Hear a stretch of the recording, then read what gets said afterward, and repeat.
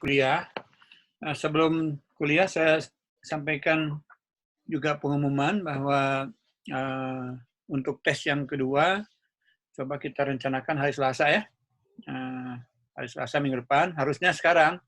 Tapi karena saya lupa memberitahukan, saya akan selalu memberitahukan kalau mau rencana untuk ada tes, kuis maksudnya. Saya akan beritahukan apakah di kuliah ataupun lewat WA group atau lewat asisten Bu Aulia Dewantari. Jadi kita rencanakan hari Selasa minggu depan, tanggal berapa ya berarti tanggal 15 ya? Ya, tanggal 15. Iya, betul Pak, 15. Kita rencanakan tes yang kedua. Ya. Baik, kita lanjutkan untuk kuliah dulu sekarang. Saya akan share screen. Kita akan lanjutkan ke topik mengenai polarisasi antena ya.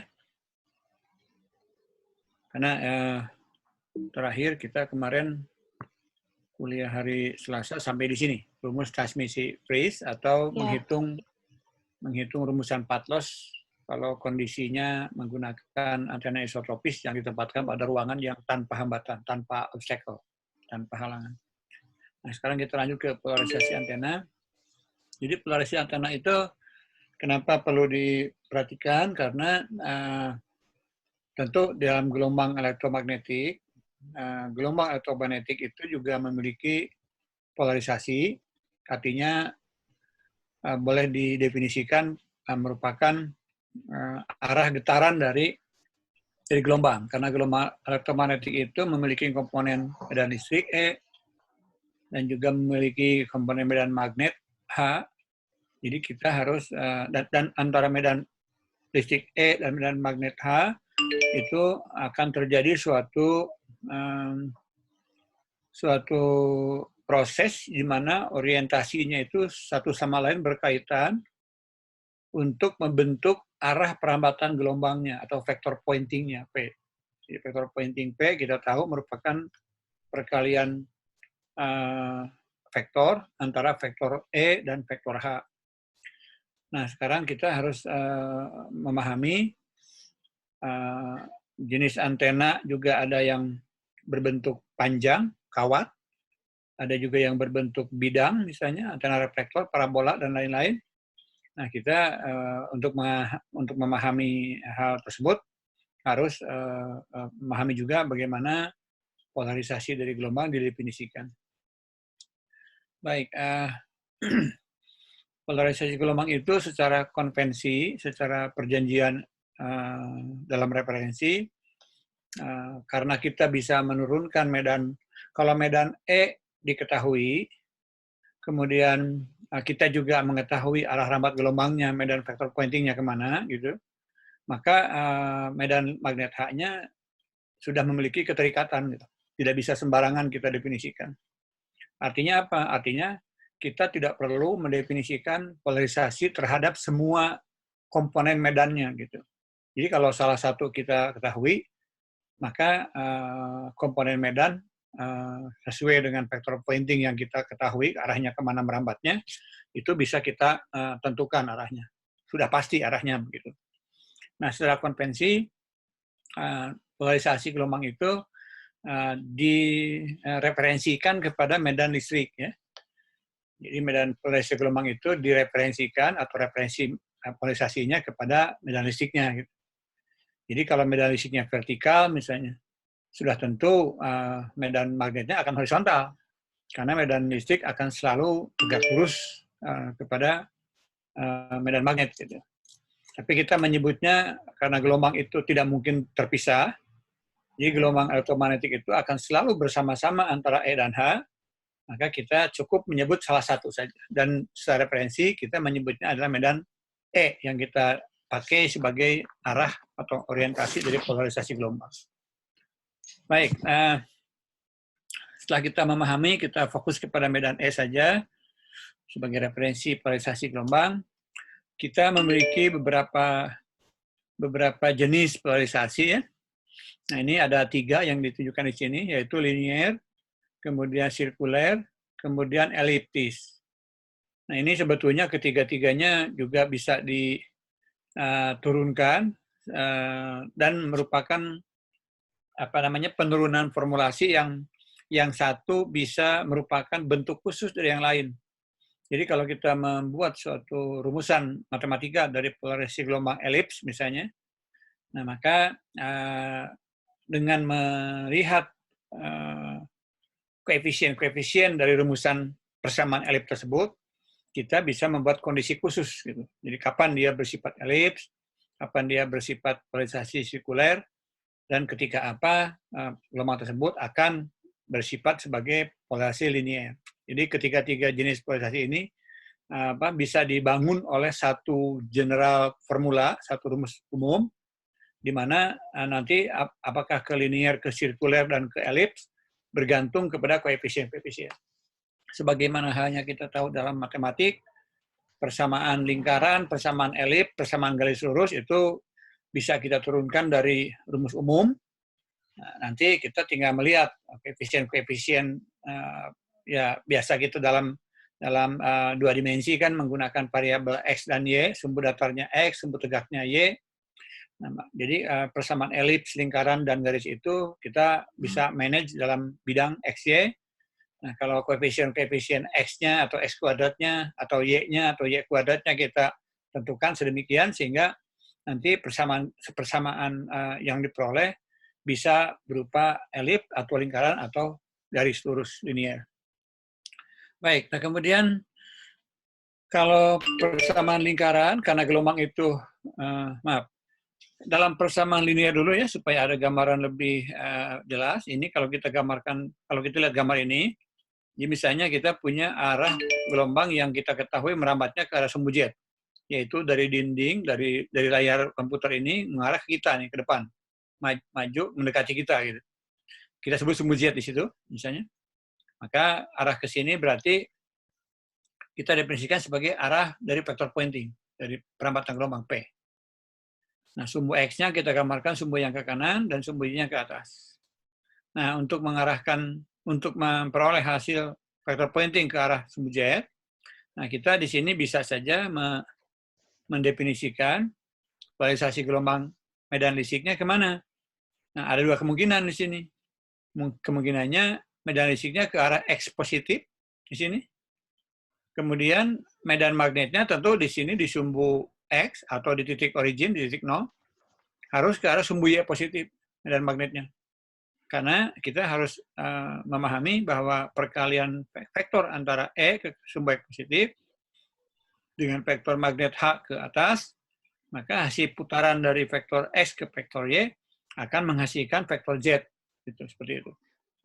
Nah, tapi kalau di titik yang lain misalnya, atau kita membuat skenario yang berbeda misalnya, pada bidang XY ini, medan listriknya kita kebetulan sedang mengarah ke sumbu X negatif gitu misalnya.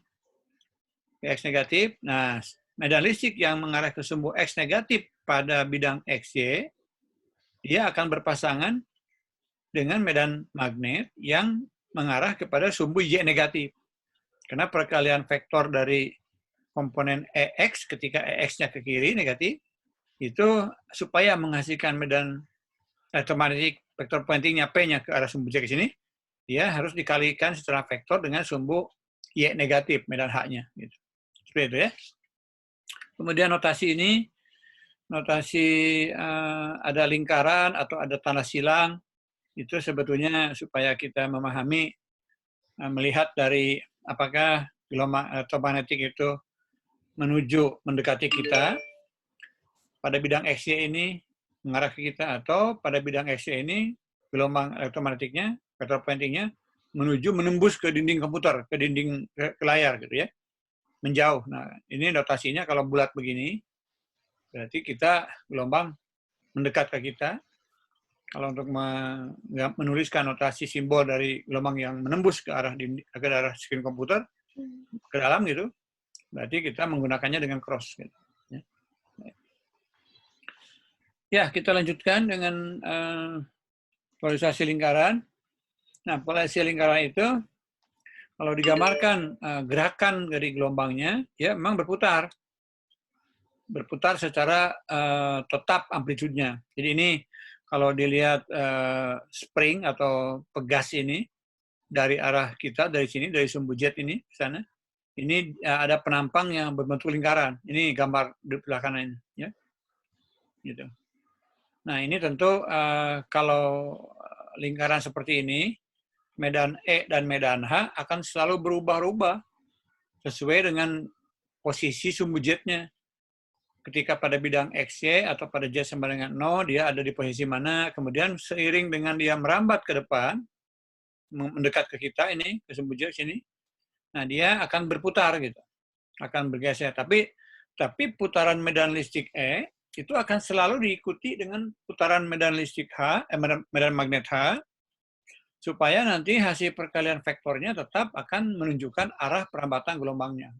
Jadi E cross H-nya itu selalu, walaupun E-nya berubah, H-nya ngikutin gitu. Nah, contoh di sini, ini pada sumbu jet, pada bidang jet sama dengan 0, atau pada bidang XY, ini misalnya ke atas medan E-nya. Tentu kalau ingin mendekati kita, berarti medan H-nya di situ harus kalau medan E-nya ke atas, ke sumbu Y, medan H-nya ke sumbu X negatif, supaya putaran dari EY positif dikalikan secara vektor ke HX negatif akan menghasilkan PZ ke sini.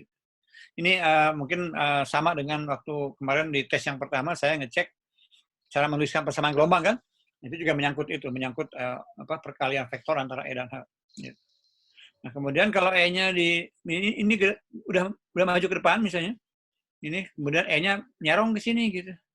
Nah maka H-nya juga akan nyerong gitu, akan membentuk sudut supaya perkalian vektor antara E dan H tetap menghasilkan arah vektor pointing P yang mengarah ke sumbu jet ke sini. Gitu. Nah, karena putaran ini bisa ada dua alternatif, ya, bisa berputar ke sebelah kiri ke sini, tapi bisa juga berputarnya ke sebelah kanan ke sini. Nah, maka kita di sini untuk yang lingkaran dan elips ada kemungkinan menentukan kita harus mendefinisikan kemana dia berputarnya. Gitu. Nah, yang searah jarum jam putar kanan dalam hal ini berarti dalam bahasa Inggris disebut dengan clockwise, ya. Sedangkan yang berputar ke arah kiri atau berlawanan dengan jam, istilah bahasa Inggrisnya tuh counter clockwise. Nah, tapi sebagai dampak dari kapan kita menyebut clockwise, kapan kita menyebut counter clockwise, ini kita juga masih ada dua kemungkinan orang mendefinisikan. Kita menyebutkan melawan arah jam atau searah dengan jam, dari sisi mana kita memandangnya gitu. Apakah kita ada di depan gambar ini atau kita di belakang gambar ini? Kalau kita melihat jam dari depan kan ini yang berputar ke kiri berarti kan counterclockwise. Tapi kalau kita ada di belakang gambar ini melihatnya dari balik screen komputer yang berputar ke sini, kita definisikan searah jam. Nah itu nanti akan saya tunjukkan bagaimana definisi itu disepakati secara internasional, ya. Oke. Yang berikutnya kalau elips itu sebetulnya,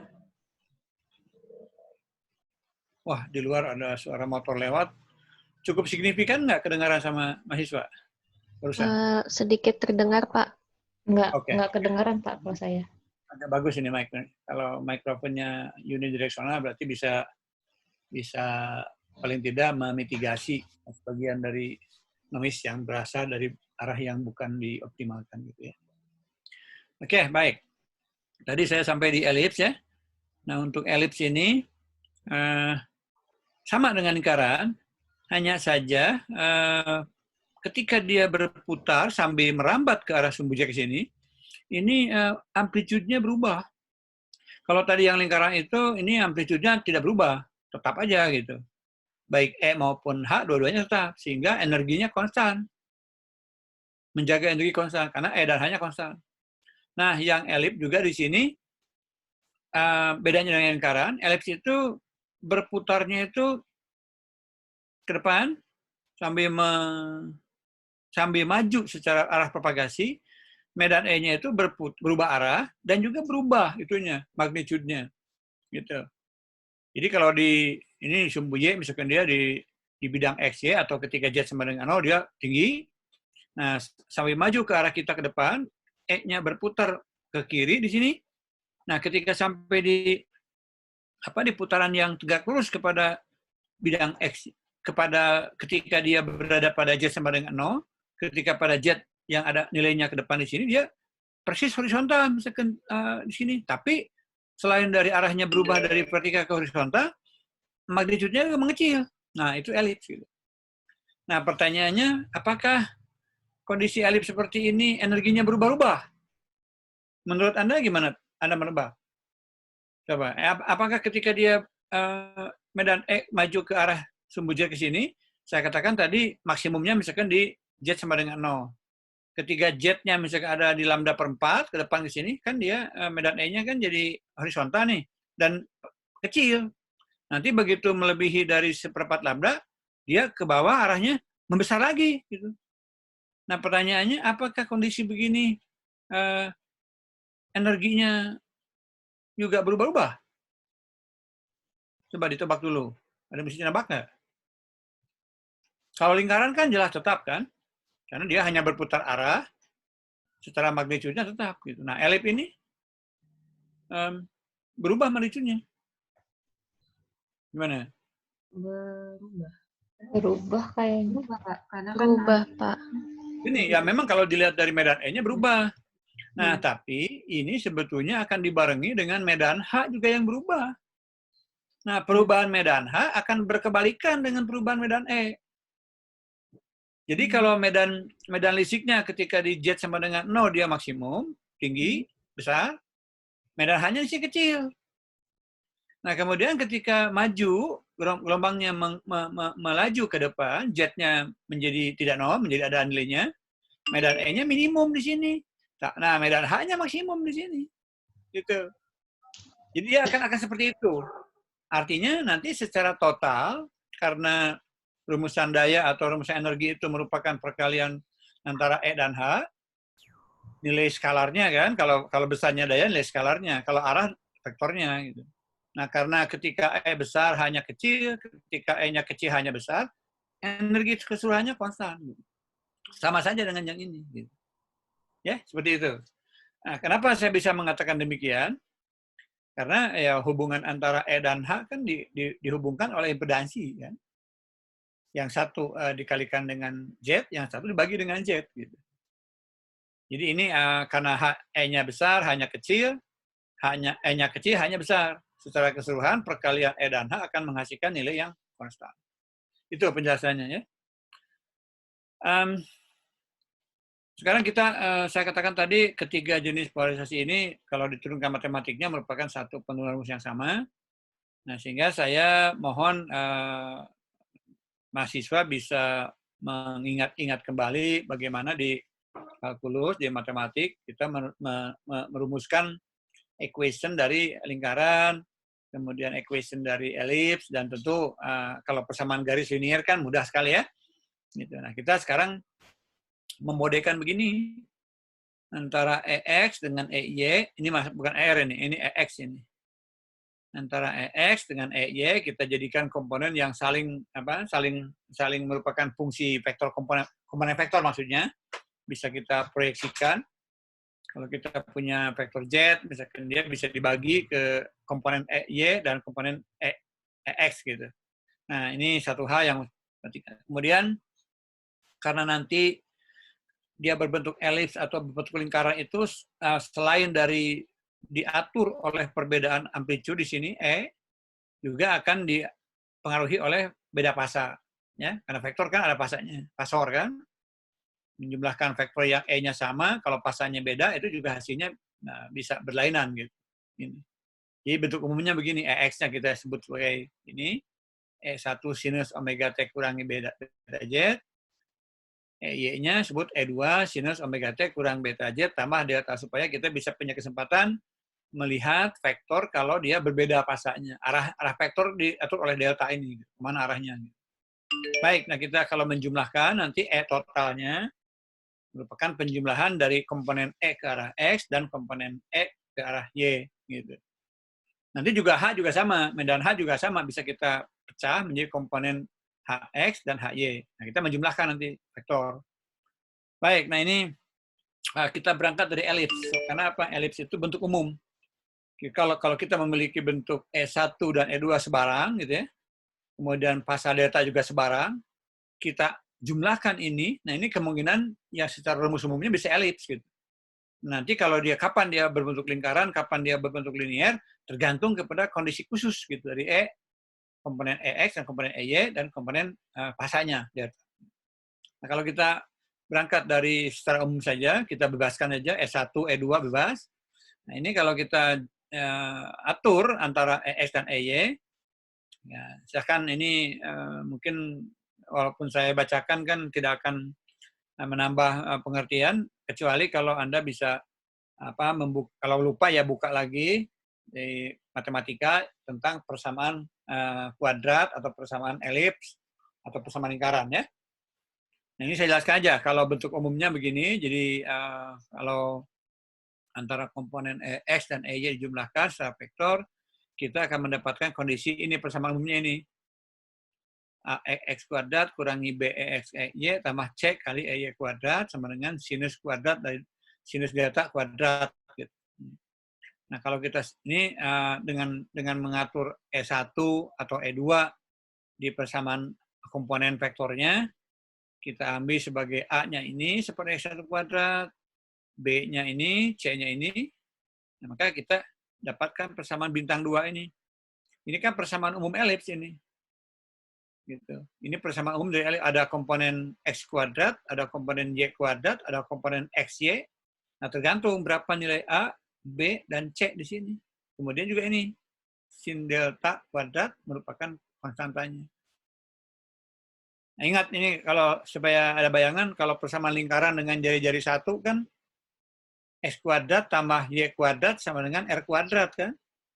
Jadi kalau ini dinolkan, yang X sama Y-nya, ini misalnya yang X kuadrat yang komponennya 1, yang Y kuadrat komponennya 1, ini sin delta kuadrat jadi R kuadrat, maka ini akan kondisi tersebut akan digambarkan akan berupa lingkaran dengan radius 1 gitu. Gitu ya. Baik, nah ini kalau kita sekarang kondisi khususnya kita lihat sekarang. Tadi itu ini supaya mudah memetakan atau membuat kesetaraan persamaan. Jadi EX kuadrat ini EY kuadrat dalam persamaan umum matematik di matematik kan X kuadrat kan. X kuadrat sama Y kuadrat ini XY gitu. Nah, dalam kondisi medan kan kita X kuadratnya itu merupakan komponen EX kuadrat, Y kuadratnya EY kuadrat. Jadi huruf medannya kita buang aja lah gitu supaya kita mudah mengingatkan, mengkaitkan dengan matematik. Jadi ini persamaan ini ya. Nah, kondisi khusus ini kalau sudut delta ini merupakan kelipatan dari pi, ya. Ya tahu sinus pi itu kan 0 ya. Atau juga ya kalau k-nya 0 kan jadi 0 ini kan. Jadi 0 kemudian pi 2pi. Nah, ini kan akan menghasilkan 0. Nah, kita solve, kita selesaikan persamaan tersebut, maka yang terjadi adalah persamaan ini. Gitu. Nah, persamaan ini kalau kita hitung, bintang 2 itu yang ini ya. Nah, ini kan mengandung EX dan EY. Kita masukkan ke persamaan ini, perbandingan dari koefisien X kuadrat, Y kuadrat, dan XY. Ini.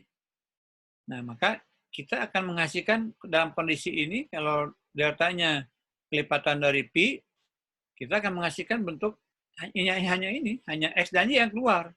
Komponen X kuadratnya hilang, komponen Y kuadratnya hilang, yang keluar hanya ini. Ini merupakan persamaan linear. X sama dengan suatu konstanta kali Y itu persamaan garis lurus. Gitu. Ya, seperti ini. Tergantung nilai P-nya. P-nya kan gradiennya. Gitu. Ya. Ini polarisasi linear yang menyerong seperti ini. Gitu. Kalau ingin ke sumbu Y, berarti di sini persamaannya X sama dengan 0. Kalau ke sumbu X, berarti Y sama dengan 0 persamaannya. Kalau X sama dengan PY, dia linear ke arah alpha, ini gradien adalah P. Gitu. Baik ya. Nah, kemudian kalau misalkan beda pasanya dimasukkan nilai pi per 2 gitu. Maka kita masuk ke persamaan umumnya tadi yang bintang 2, ini kita substitusikan ke sini. Nah, kita bisa mendapatkan persamaan akhirnya ini, E kuadrat tambah P kuadrat Y kuadrat sama dengan seper A. Ya. Atau A seper A di sini sama dengan S1 kuadrat. Ini bentuk ini adalah merupakan bentuk persamaan elips. Bisa vertikal, bisa horizontal, tergantung nilai P-nya. Gitu. Baik, kemudian kalau ini kita mengatur fasa dulu ya. Nah, berikutnya skenario yang berikutnya yang C ini fasanya pi per 2 dan dalam kondisi E1 sama dengan E2. Kalau yang sebelumnya ini yang kondisi A maupun kondisi B ini kita tidak mendefinisikan apakah E1-nya dengan E2 sama atau tidak gitu. Jadi kalau E1 tidak sama berarti yang terjadi adalah persamaan elips. Nah, sekarang untuk kondisi C kita membuat dua kondisi sekaligus, sudut deltanya pi per 2, S1 kita bikin sama dengan E2. Maka perbandingan antara A, B, C dalam persamaan ini, ya, nilai A, B, C di sini, dalam persamaan ini, kita bisa mendapatkan equation seperti ini. Nah, ini persamaan X kuadrat tambah Y kuadrat sama dengan sesuatu bilangan kuadrat, yang dalam hal ini sama dengan S1 atau sama dengan E2, ini merupakan bentuk umum persamaan lingkaran. Ya, gitu. Baik. Saya lanjutkan lagi. Jadi bentuk umumnya itu kalau kita simpulkan dari ketiga skenario yang barusan kita bahas, merupakan bentuk polarisasi paling umum adalah ketika deltanya sebarang berapapun, kemudian S1 juga sebarang. Boleh sama, boleh tidak. Tapi kalau tidak sama ya tentu kita melihatnya bentuk umum.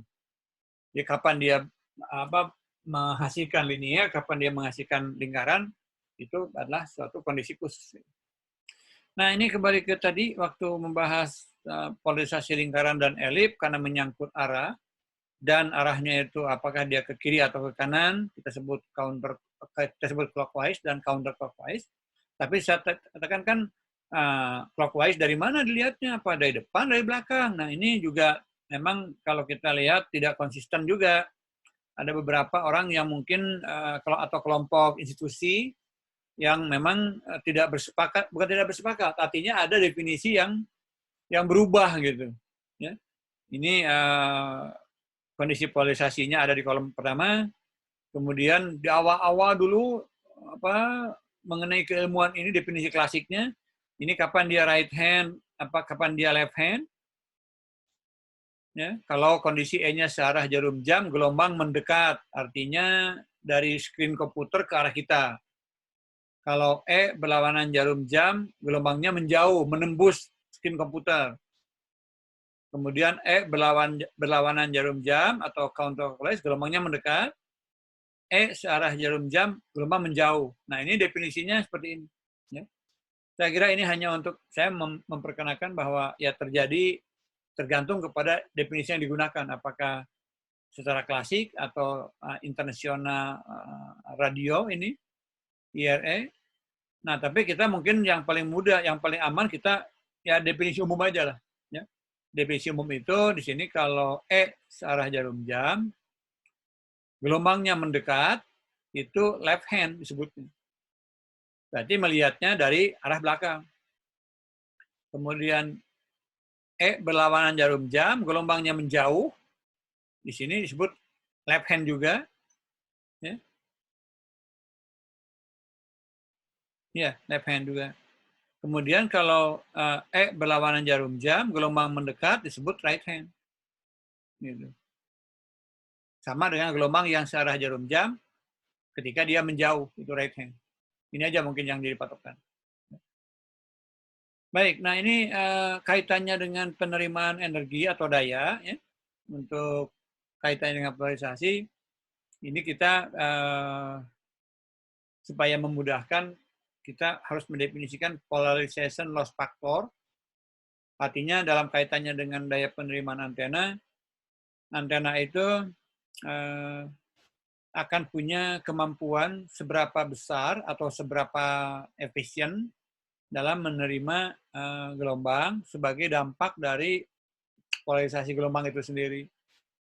Nah, jadi definisi dari polarization loss factor itu adalah ketika antena mengarah kepada orientasi gelombang yang maksimum, berarti dia PLF-nya 1 gitu. Ini PLF-nya 1 itu maksimum ketika gelombang akan searah dengan polarisasi antena.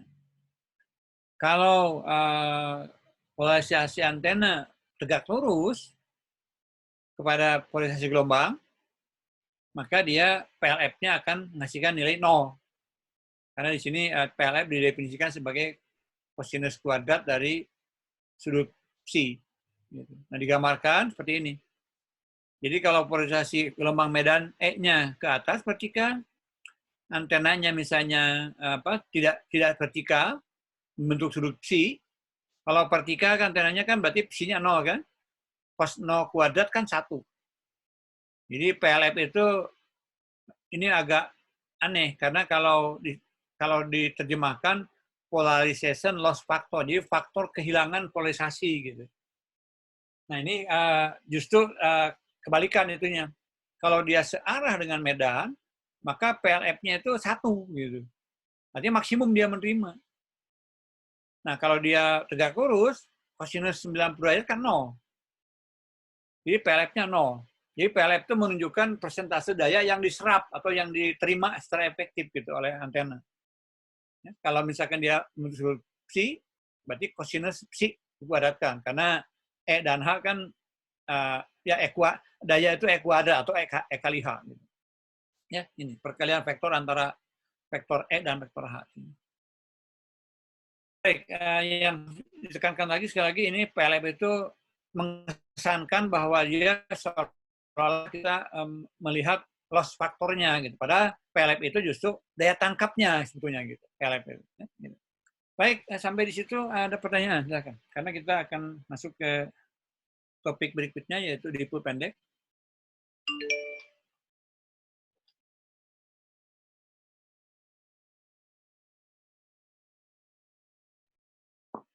Ya, kalau belum ada pertanyaan, kita lanjutkan. Tapi silakan kalau nanti tiba-tiba ada sesuatu yang mengganjal, misalkan baru ingat kemudian, saya tidak masalah dipotong aja, raise hand atau di-interrupt aja. Dipol pendek ini saya sudah jelaskan di kuliah lalu bahwa kenapa dipol pendek menjadi bahasan tersendiri ya dalam antena yang bersifat memanjang, yang bersifat kawat, karena dia punya karakteristik yang signifikan untuk memberikan karakteristik yang tidak jauh berbeda dengan antena dipol, baik dipol yang setengah lambda atau seperempat lambda atau dipol apapun, tapi dia ada kelebihan bisa menggunakan dimensi yang sangat pendek sehingga untuk frekuensi yang rendah kita bisa melakukan desain antena untuk optimalisasi dalam arti kata secara dimensi dia pendek, tidak terlalu sulit dipasang di tower, terutama kalau towernya perlu ditinggikan, namun secara karakteristik tidak terlalu banyak itunya, berkurangnya begitu, dibandingkan dengan kalau kita patuh kepada aturan antena, yaitu apakah setengah panjang gelombang atau antena seperempat panjang gelombang. Itu ya, jadi kenapa ini jadi bahasa khusus gitu. Nanti akan kita lihat definisi atau klasifikasi untuk menyebutkan bahwa suatu antena itu disebut dipol pendek. Ini L-nya jauh lebih kecil dari panjang gelombang, itu dalam arti kata di sini ya 1/10 lah, 1/10 panjang gelombang. Ya, bisa lebih kecil. Karena kalau sudah seperempat atau setengah panjang gelombang ya udah bukan dipol pendek gitu. Itu disebutkan namanya dipol seperpanjang gelombang. Kemudian diameternya supaya dia kategorinya masuk kategori antena linear, antena kawat, lebih kecil daripada L-nya, ya.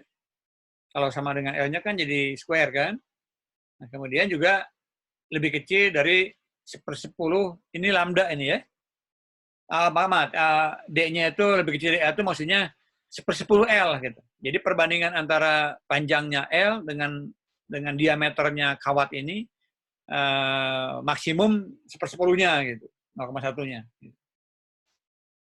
Oke, nah kemudian ini ada tulisan juga radiasi dari transmisi dan dari plat, maksudnya plat yang kalau ada misalnya antena itu ditopang ya, pemasangannya nanti ini kita bisa abaikan. Kenapa ini perlu disebutkan? Karena saluran transmisi itu kalau kita open ujungnya jadi antena. Artinya akan mempengaruhi juga ke karakteristik radiasi dari antenanya, dari saluran transmisinya. Kita abaikan dari medan-medan yang muncul akibat dari saluran transmisi dan plat. Kemudian yang paling harus kita pahami bahwa dengan adanya perbandingan panjang L dengan lambda ini kecil, 1/10-nya, maka distribusi arus sepanjang L ini kita bisa anggap sebagai suatu arus yang uniform. Bedanya dengan yang setengah lambda, kalau setengah lambda kan 0, maksimum di tengah, 0 lagi. Nah, itu kalau setengah lambda. Tapi ini karena lambdanya panjang, ini hanya mengambil satu segmen pendek, maka dari ujung ke ujung kita bisa menganggap distribusi arus di sini, sepanjang tipe pendek ini, uniform atau sama. Itu yang ciri khasnya. Nah, saya akan, ini sebetulnya dalam Medan 1, kalau tidak salah, ketika kita menurunkan rumus kuat medan pada titik yang jauh, yang disebabkan oleh dua sumber titik gitu ya. Ada suatu dua, dalam Medan 1 atau Medan 2, saya lupa, Medan 1 kalau nggak salah, kita sudah menurunkan suatu rumus medan yang ditimbulkan oleh dua buah muatan. Yang satu positif Q kolom di sini, yang satu minus Q kolom di sini. Nah, ini kita udah bisa menurunkan waktu di medan elektromagnetik 1, medan listrik ataupun magnet yang ditimbulkan akibat dari dua buah muatan yang terpisah pada jarak L di sini misalnya. Nah, di sini bedanya dengan yang di teori medan, yang beda dengan medan elektromagnetik 1, kita muatan plus Q dan muatan minus Q di sini, ini ya dalam matematik kan garis itu merupakan kumpulan dari titik kan ya. Jadi ini bedanya itu yang di Medan 1 itu dua buah muatan plus Q dan minus Q kolom. Di sini kita akan menurunkan formula medan listrik dan magnet di tempat yang jauh. Kalau muatan plus Q dan minus Q itu berupa kumpulan sejumlah tak berhingga muatan, di mana di sini akan menjadi arus kan, gitu. Karena antena itu kalau dia sebagai pemancar akan memancarkan arus radiasi, pola radiasi antena, energi elektromagnetik radiasi. Kalau sebagai penerima dia akan menimbulkan arus induksi sama aja. Nah ini coba kita perhatikan, silahkan di cross check, dibandingkan dengan cara menurunkan kuat medan listrik dan magnet ketika di medan 1. Nah ini kita bedanya apa?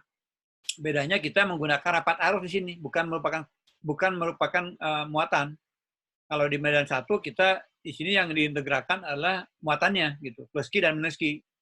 Nah di sini karena plus Q dan minus Q itu dihubungkan oleh garis yang merupakan kumpulan dari banyak titik, maka kita mengintegrakan rapat arus J di sini. Ya. Nah kita akan mengintegrakan itu, hasilnya saya akan tunjukkan di sini. Ya tentu ini sama ya, untuk menghitung selisih jarak antara kan medan listrik dan magnet yang akan dihitung kan diturunkan dari jarak R, di mana jarak R dihitung dari titik tengah ini, titik tengah antena ini yang di sini tengah. Nah tentu semakin ke ujung kan, semakin ke ujung atas maupun ke ujung bawah akan terjadi perbedaan jarak gitu.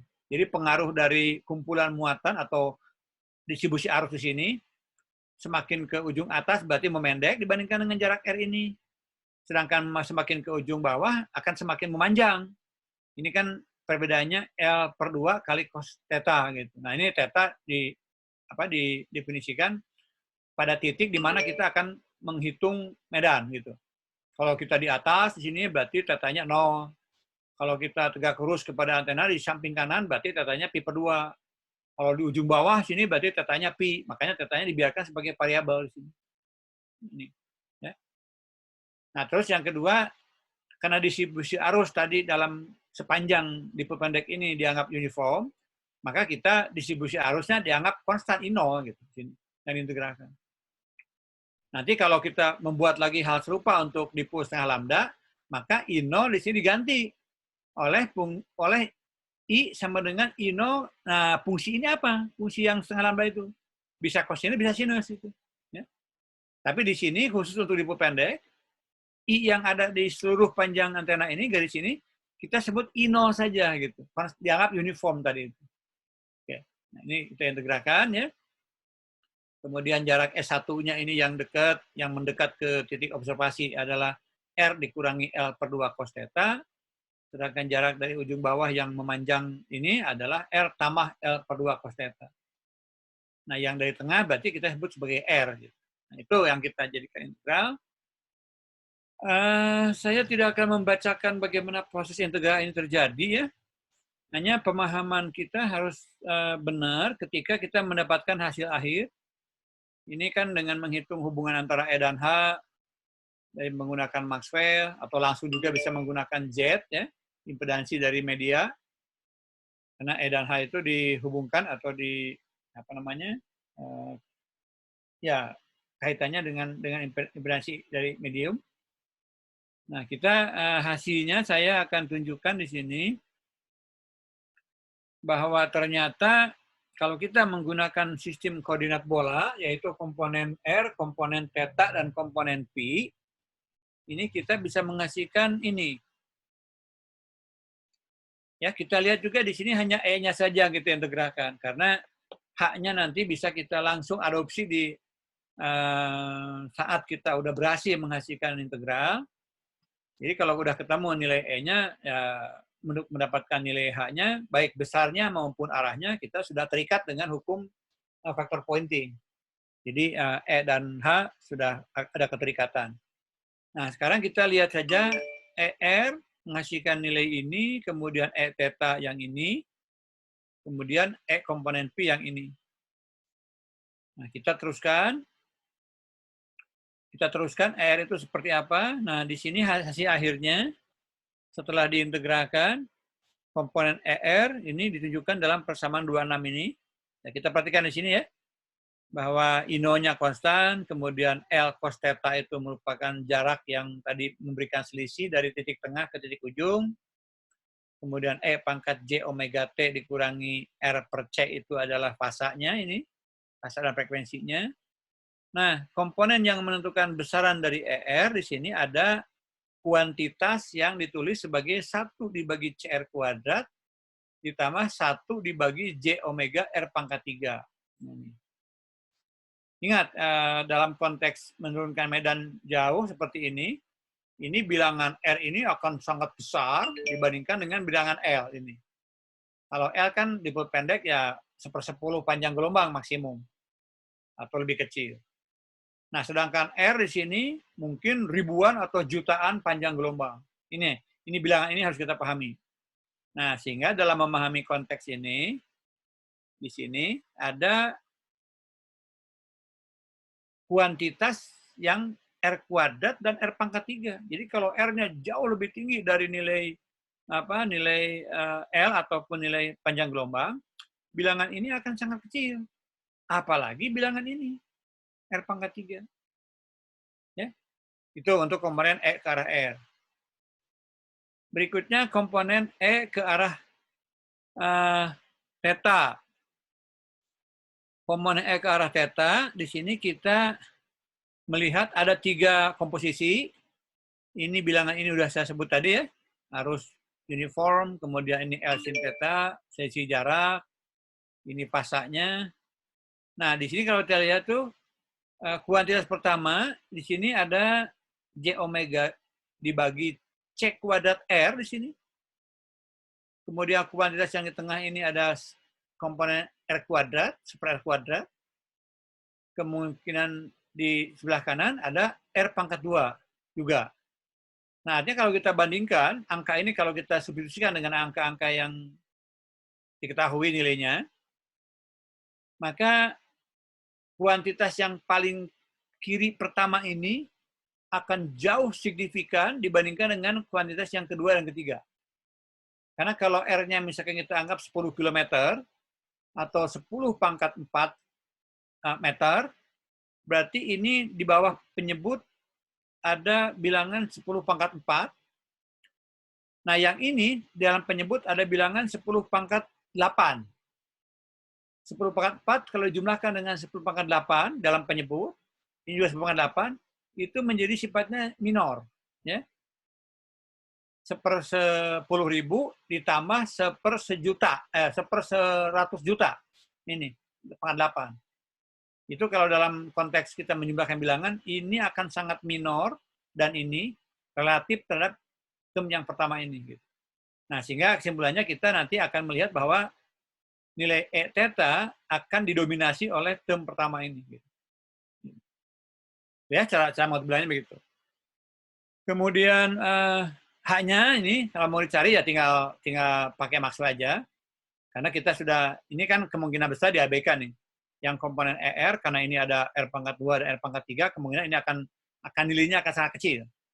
Kemudian di E theta, yang akan kita ambil adalah akan dominan kepada komponen yang pertama saja ini. Yang R pangkat 2 term ini akan hilang juga, akan diabaikan. Nah, H-nya, kalau kita udah mengambil E theta, maka H-nya di sini kita akan mendapatkan dengan cara yang sama, integral yang sebelumnya, kita akan mendapatkan komponen dominan di HP di sini. Gitu. HR dan H theta akan kecil. Jadi kalau diturunkan ini nggak dituliskan di sini, tapi H theta akan sangat kecil karena H theta akan menghasilkan R kuadrat dan R pangkat 3.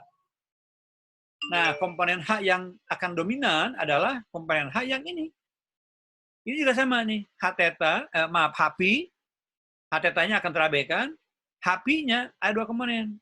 Yang satu 1/R, yang satu 1/R kuadrat. 1/R kuadrat juga akan hilang secara bilangan. Jadi HP yang muncul hanyalah ini, komponen ini yang akan dikalikan dengan kuantitas yang pertama ini, gitu. Yang 1/R. Ya. HR dan H theta akan mendekati 0 atau akan diabaikan. Gitu. Ya. Oke, jadi kalau kita lihat, ini dengan untuk nilai R yang besar, maka semua komponen medan listrik maupun magnet yang berasosiasi dengan 1/R kuadrat, apalagi dengan 1/R pangkat 3, akan mempunyai kuantitas yang sangat kecil, sehingga hasil akhirnya yang dominan dari angka-angka tadi, hanya yang akan muncul itu adalah E theta dan HP. Ya. Mohon diperhatikan ini cara membaca penurunan integralnya, saya kira nggak perlu dibacakan, karena kalaupun Anda mau mencoba men-trace, saya kira tidak akan ada kesalahan. Dalam buku Krauss juga udah ada dibuktikan. Cuman yang saya ingin tekankan di sini adalah kita memahami apa yang terjadi dengan hasil integrasi tadi, supaya kita bisa paham bahwa medan yang akan muncul adalah yang dominan dari semua komponen medan itu adalah E theta yang berbanding lurus dengan 1/R ini, dan juga HP yang juga berbanding lurus dengan 1/R. Ya. Nah, kemudian ini kan I0 bilangan konstan uniform dalam dempul pendek. Kemudian E pangkat J omega T dikurangi RC merupakan fluktuasi fasa. Jadi yang bilangan yang akan mengubah nilai E, yaitu di sini hanya R, ya, hanya 1/R dan sin theta gitu. Gini. Kalau yang lainnya kan I0 konstan, L konstan, epsilon di bawah konstan, C kecepatan cahaya konstan. Yang variabel di sini adalah theta dan R. Dan kedua-duanya kalau kita perhatikan baik E theta maupun H ke arah pi itu berbanding lurus dengan sin theta, berbanding terbalik dengan R, ya. Nah, artinya apa? Nanti itu kalau kita kalikan E dan H, kebetulan kan kalau kita mengalikan vektor E theta dengan H pi, hasilnya menjadi PR kan? Bayangkan ini dalam koordinat bola, kita punya vektor E theta itu dari sumbu Z ke bawah, kemudian HP itu di bidang horizontalnya misalkan dari sumbu X ke depan kita ke sumbu Y ke kanan. Coba perhatikan kalau kita saya dulu bola ya. Nah ini kita punya komponen theta itu ke sini, kemudian HP di sini ke sana, ke kanan, dari sumbu X menuju ke sumbu Y. Ya, jadi kalau theta dari Z ke arah bawah, baik ke X maupun ke Y, kita punya vektor ke bawah, theta dikalikan secara vektor ke HP ke sana, maka hasil perkalian kedua vektor itu dimanapun lokasinya dalam bola ini, dia akan selalu menghasilkan vektor pointing P yang besarnya E kali H, arahnya ke arah radial keluar gitu, dimanapun. Karena coba contoh kalau kita ngambil titik ini, titik Y kan vektor E theta-nya kan ke bawah ke sini, ke sumbu Y negatif. Vektor HP-nya ke sumbu X negatif ke sana. Jadi kalau kita mengalihkan vektor E theta ke bawah dengan HP ke belakang sana, hasilnya putaran skupnya kan ke sini, gitu, ke kanan. Ya. Demikian juga kalau diambil di sumbu X, vektor E theta di sini kan ke bawah, vektor HP di sini ke kanan, ke sumbu Y. Jadi arah Z negatif dikalikan dengan secara vektor ke arah Y positif, hasilnya ke X ini kan, di sini. Jadi dimanapun kita mengambil lokasi di sini, perkalian antara E theta dan HP selalu mengarah kepada radiasi keluar ke arah R di titik itu, gitu, ya, gitu. Nah ini yang terjadi seperti itu. Jadi membuktikan bahwa vektor pointing dari dipol yang kita juga bisa cross check dengan definisi dari sumber titik akan menghasilkan vektor pointing ke arah radiasi R keluar, gitu. Kuantitasnya ini. Ya. Kemudian ini saya katakan tadi bahwa integrasi dari E dan H dikerjakannya tidak semuanya, tapi kalaupun Anda mau mengecek silahkan.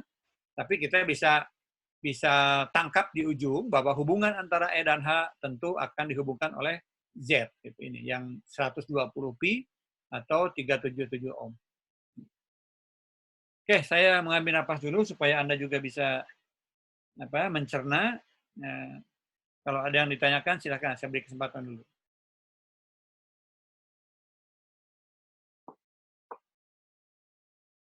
Suara saya masih terdengar jelas? Masih, Pak. Oke. Silakan, ini penting karena untuk memahami kuat medan, listrik dan magnet yang dibangkitkan di tempat yang jauh oleh suatu dipol pendek, ini kalau kita perhatikan dari rumus akhir yang diperoleh ini adalah sebanding dengan sin theta dan sebanding dengan R. Nah, hasil perkalian E dan H tentu akan menghasilkan sin theta kuadrat di pembilang dan seper R kuadrat. Penyebutnya R kuadrat nanti kan perkalian kuantitas dari R seper R dan seper R kuadrat. Ya. Oke. Penting ini.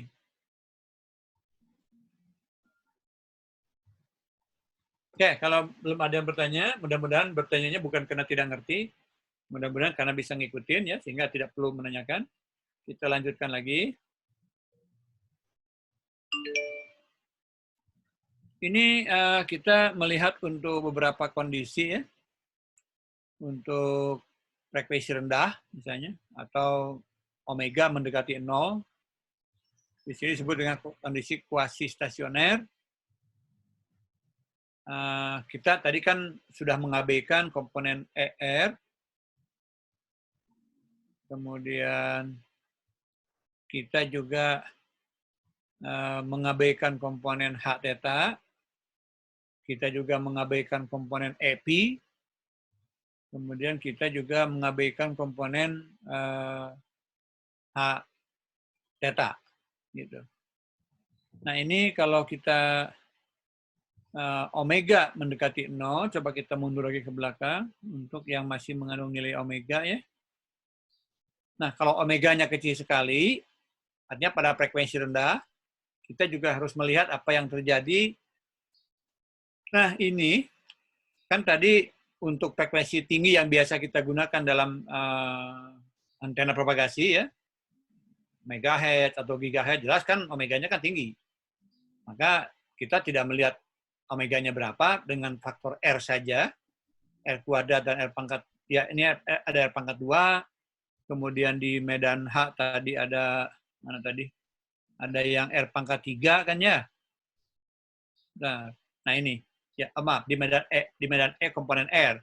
ada R pangkat 3, jadi kita tidak melihat omega atau frekuensinya berapa, ini terabaikan oleh kondisi R. Nah, sekarang akan kita lihat bagaimana kalau frekuensi rendah. Kalau frekuensi yang rendah sekali, artinya omeganya menuju 0, maka kuantitas ini, kuantitas yang ada R kuadrat, maupun kuantitas yang ada R pangkat 3, selama dia mengandung omega, nah ini akan menjadi, hati-hati di sini. Kalau omeganya mendekati 0, maka perkalian antara omega dengan R, baik dia R pangkat 3 maupun dia R pangkat 2, yang mengandung komponen omega, bisa menjadi angka yang signifikan kembali. Gitu.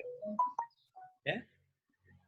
Artinya pada frekuensi yang rendah, maka pengabaian kuantitas yang akibat dari R kuadrat R pangkat 3, hati-hati.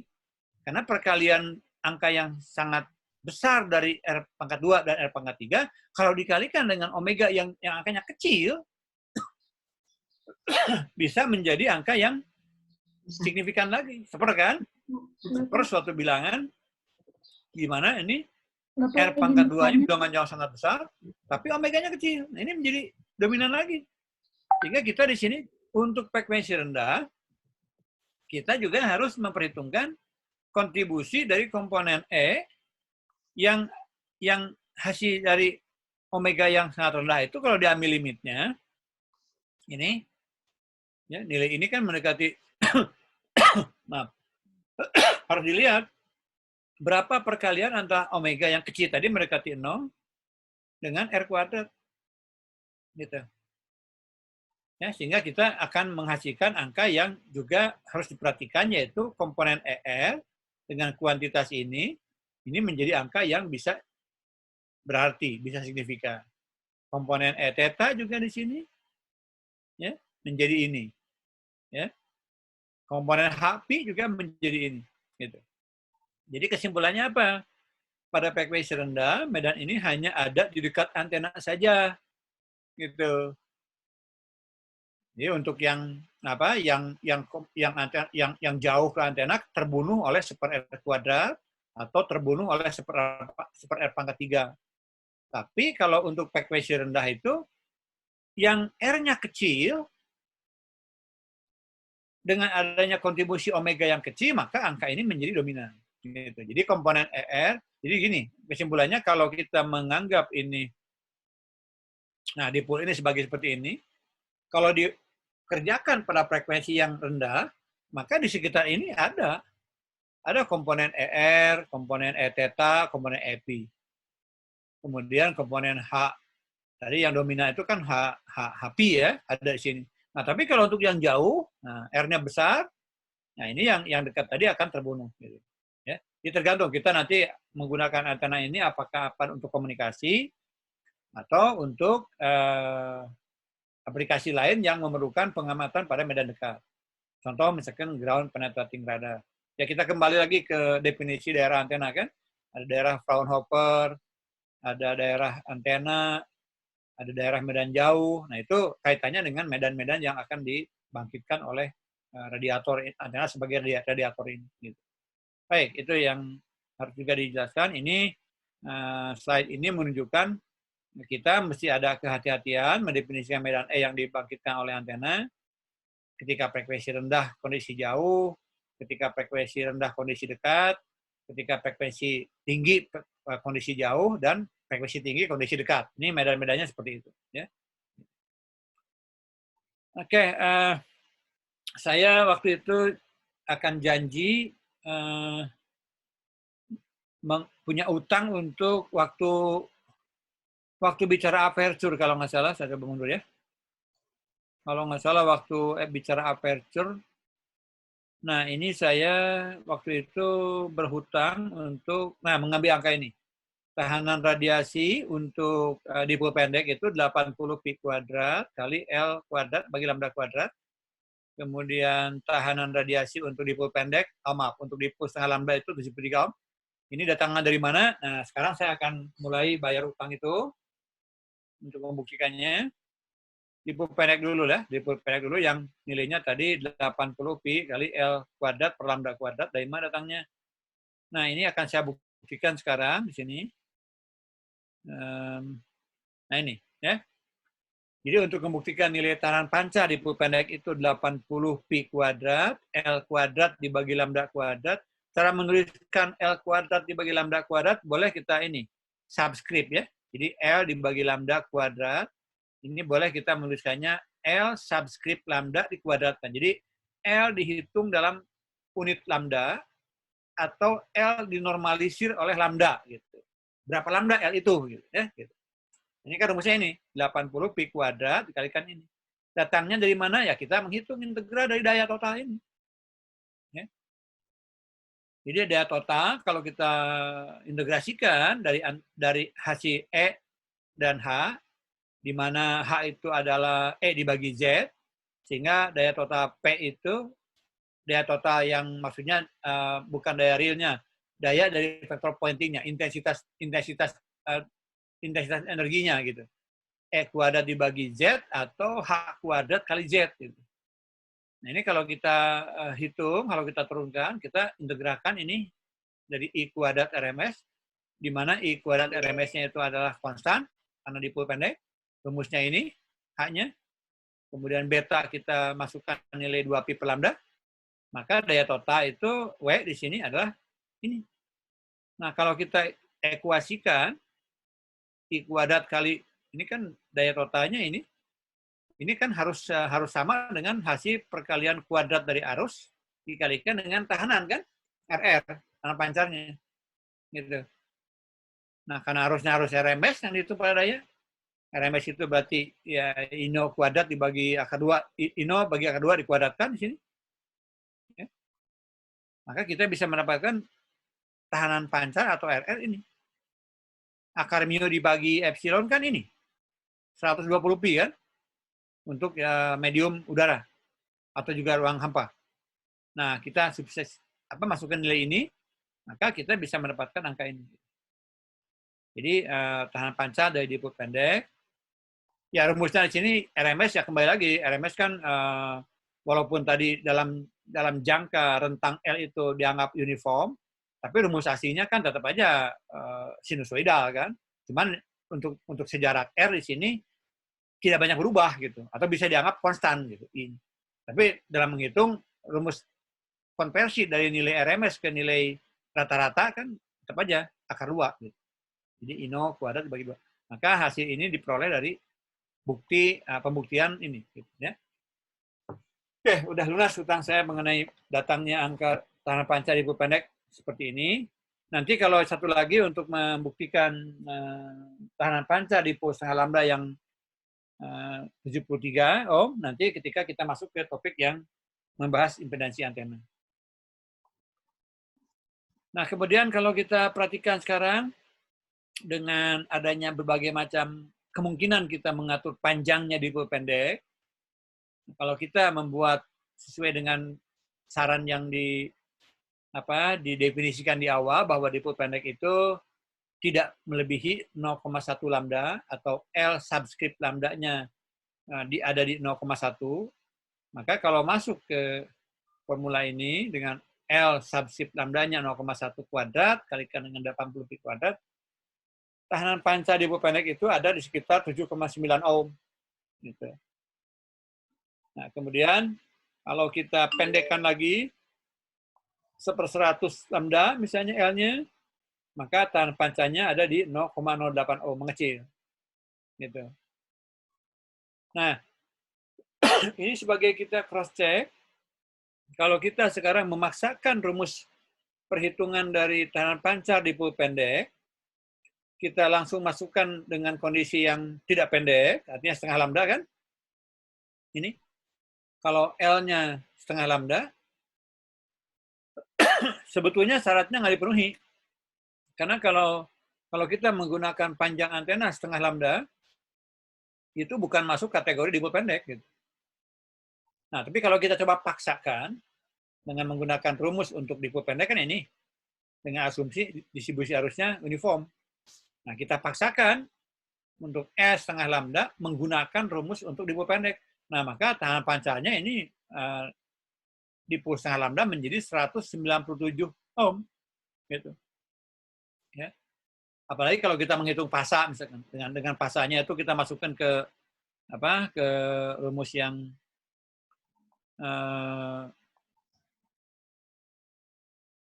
dipu pendek, ya masuk ke rumus aslinya ya. Jadi medan E-nya, nah ini E theta dan Hi-nya kita masuk pasanya ke sini gitu untuk dipu pendek di sini. Nah maka berkisar di nilai ini gitu. Padahal nanti kita buktikan kalau dihitung berdasarkan integral yang memang betul arusnya itu merupakan sinusoidal, jadi ujung kirinya, ujung yang satunya dari dipu setengah lambda itu 0, di tengahnya ke maksimum, ujung yang satunya lagi kembali ke 0. Nah, kalau integral pakai itu, angka yang diperoleh untuk menghitung tekanan panca 73 ohm. Gitu. Ini kalau distribusi arusnya sinusoidal. Jadi ini kesalahannya cukup banyak. Ya, errornya atau perbedaannya cukup banyak. Dihitung berdasarkan formula pendekatan arus uniform, yaitu menggunakan definisi dipu pendek, tapi kita menggunakan sebetulnya nilai dari setengah lambda. Maka hasilnya tidak akan teliti. Gitu. Ini menghasilkan 197 atau 168. Padahal nilai yang sebenarnya dari tahanan panca dipu setengah lambda adalah 73 ohm. Baik, itu mengenai tahanan panca. Radiasinya seperti apa antara dipu pendek tadi itu? Jadi kalau kita gambarkan, kita sudah punya formula ini ya, pada medan jauh, ada komponen yang signifikan itu E theta dan Hp sini. Nah, kalau kita menggambarkan E theta, misalkan diagram arahnya kita gambarkan dari E, ataupun kita kalikan dulu, misalkan E dan H, menjadi intensitas, menjadi vektor pointing, atau vektor pointing kita kalikan dengan R, menjadi intensitas radiasi U. Nah, gambarnya, kalau kita lihat diagram arahnya, akan menghasilkan seperti ini. Gitu.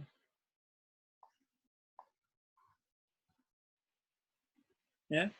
Jadi kalau kita punya antena dipol yang tadi dimodelkan itu dalam integral ini vertikal begini, ya, sesuai dengan sistem koordinat bolanya, misalkan tetanya di atas 0. Nah, kita akan mengamati medan misalkan jauh di sebelah kanan, baik agak ke atas maupun atau betul-betul di titik tengah ini horizontal. Nah, kita gambarkan persamaan ini. Persamaan E theta ini.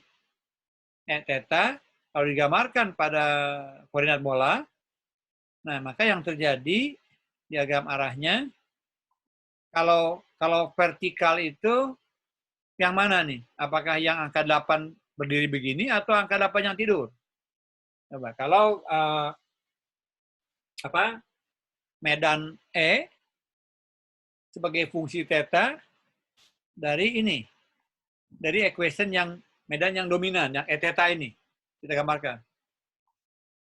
Jadi gambarannya adalah, ini kan kalau kuantitas Ino, Omega, kemudian penyebutnya di sini bilang konstan. Kalau menggambarkan suatu orientasi pola radiasi kan kita melihatnya bagaimana gerakan dari nilai E theta ini relatif terhadap theta gitu. Kalau tetanya 0 berarti ke arah vertikal ke atas, tetanya pi per 2 berarti pada bidang horizontalnya. Nah, ini kalau sin theta itu gambarnya akan menghasilkan kalau tetanya 0 berarti vertikal ke atas kan sin 0 kan 0 kan? Ya. Kemudian kalau tetanya pi per 2 akan maksimum karena sin pi per 2 1. Berarti gambarnya ini. Gitu.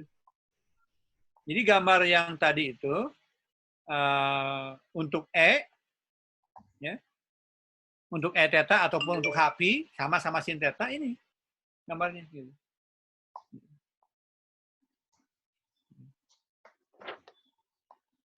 Nah, kalau kita akan menggambarkan vektor pointing ataupun intensitas radiasi, karena baik P maupun U merupakan hasil perkalian antara E dan H, atau sebanding dengan E kuadrat, atau sebanding dengan H kuadrat, maka kalau gambar ini dikuadratkan, maka akan menghasilkan ini. Jadi sekalian juga ini saya mengajarkan mengingatkan kembali, kalau ada suatu gambar dikuadratkan, Anda bisa memahami kan? Gambar angka 8 yang cembung ini kalau dikuadratkan akan seperti ini. Kenapa? Silakan dipikirkan.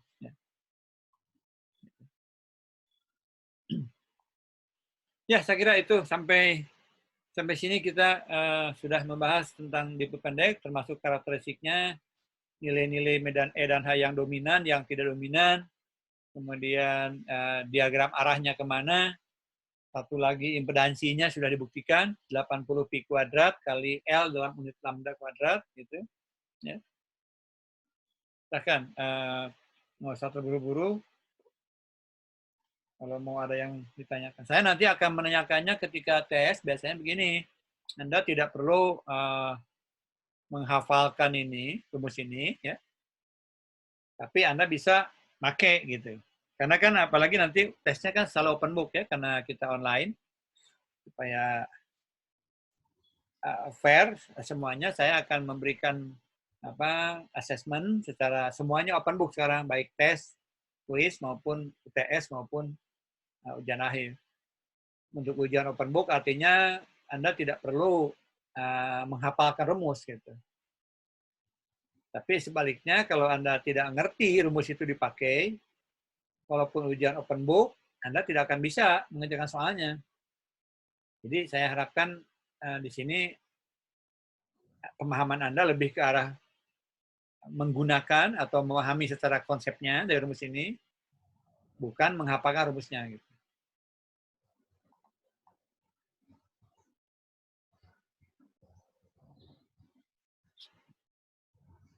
Jadi pengertian diagram arah ya, mungkin supaya terjadi diskusi yang lebih memberikan pencerahan.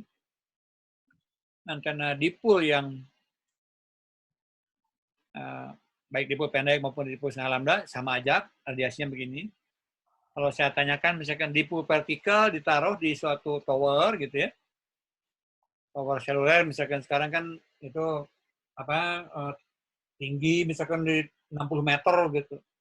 Kita taruh antara dipol ataupun dipol pendek di puncaknya dari tower itu.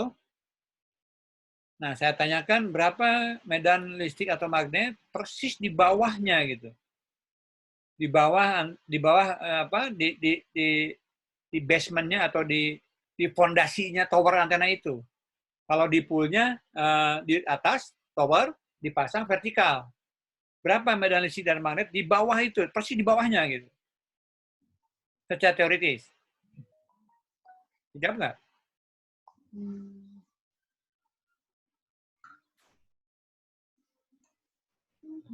Ya jawabannya kalau lihat pola radiasi dari dipol yang dihasilkan seperti ini, berarti kalau ditanyakan persis di bawah towernya, berarti di sini no, kan?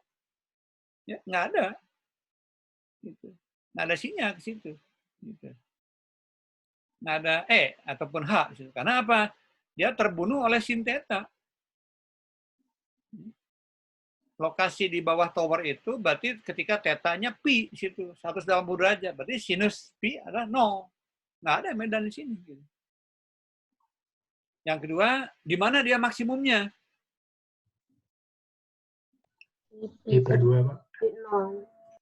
Ya, di mana dia maksimumnya? Maksimumnya itu kalau antenanya di puncak tower, nilai maksimumnya itu adalah pada ketinggian setinggi tower di arah horizontal. Gitu. Nah, pertanyaannya, kalau saya tanyakan berapa medan di sini nih? Kalau tinggi tower misalnya 3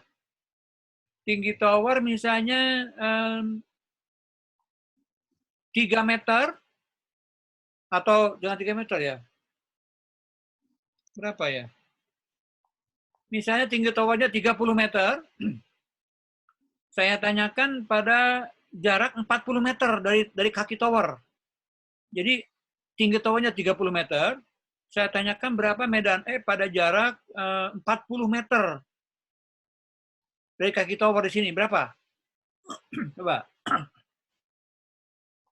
Kalau gini, kalau nilai maksimum tadi misalkan di sini, nilai maksimumnya kan terjadi pada tempat horizontal pada ketinggian yang sama dengan tinggi tower kan?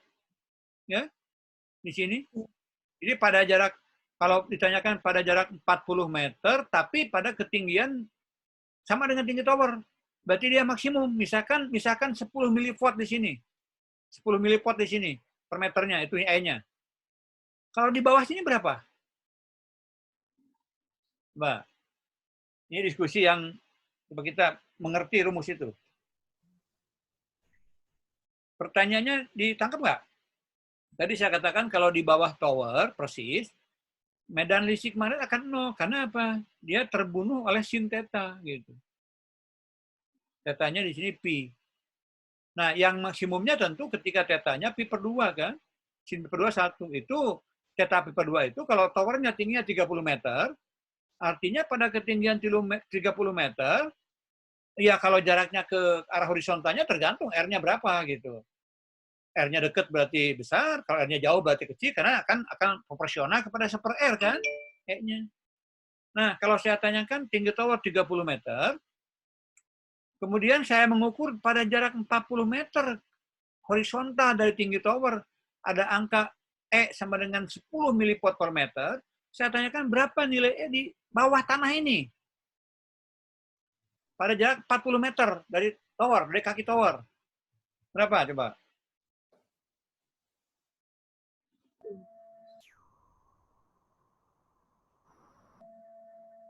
Nah, Anda mesti paham rumus ini.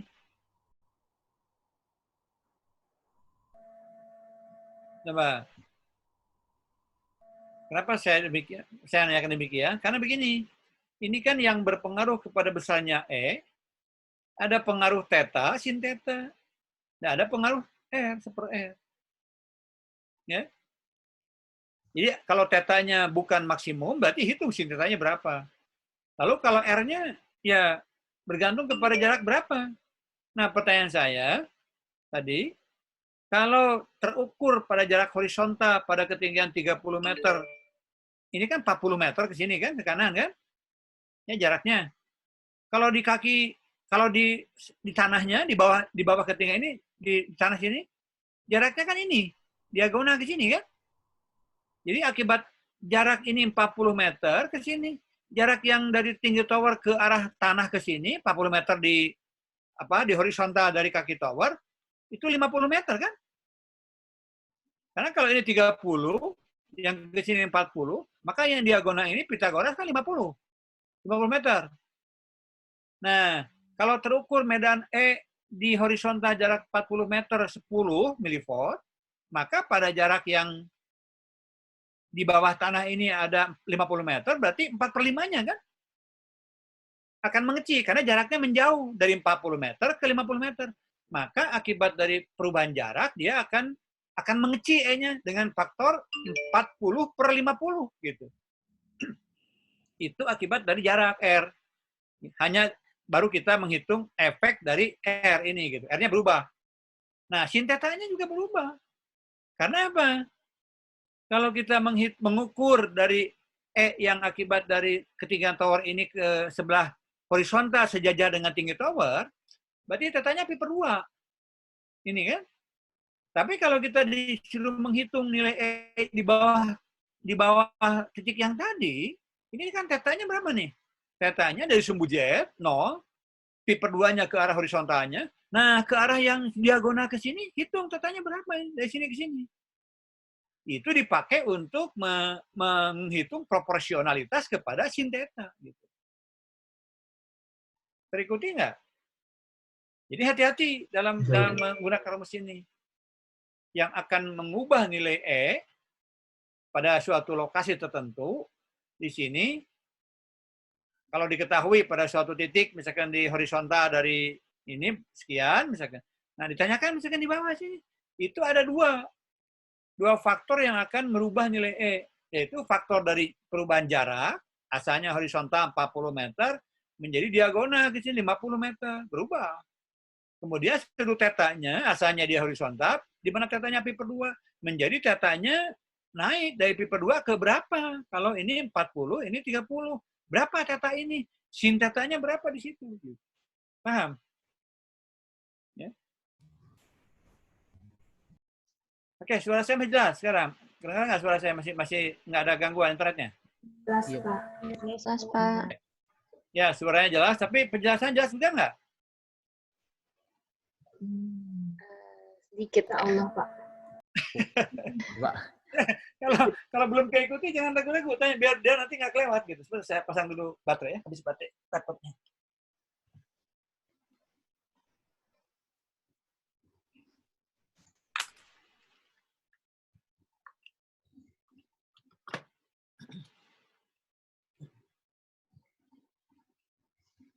Jadi saya di sini menekankan bagaimana kita memahami dari sisi menggunakan formula ini gitu, bukan menghafalkan rumusnya, tapi menggunakannya harus bisa gitu.